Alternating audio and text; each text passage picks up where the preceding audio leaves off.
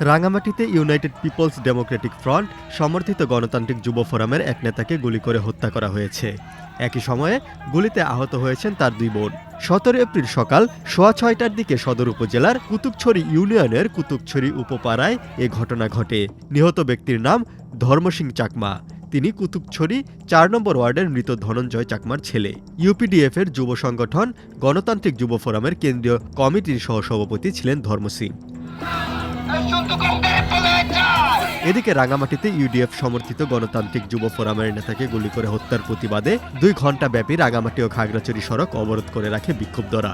শুক্রবার সকাল ৯টা থেকে ১১টা পর্যন্ত তারা সদর উপজেলার কুতুবছড়ি বাজারের কাছাকাছি রাস্তায় গাছের গুঁড়ি ফেলে আগুন জ্বালিয়ে সড়ক অবরোধ করে রাখে। পরে অবরোধ তুলে নিয়ে পৌনে ১২টায় বিক্ষোভ মিছিল ও সমাবেশ করেছে ইউপিডিএফ সমর্থিত গণতান্ত্রিক যুব ফোরাম, পাহাড়ি ছাত্র পরিষদ, হিল উইমেন্স ফেডারেশন, রাঙামাটি জেলা শাখা।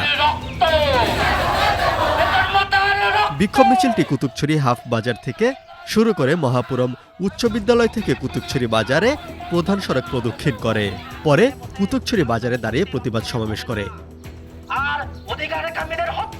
বক্তারা ধর্মসিং চাকমার খুনিদের বিচার দাবি করেন।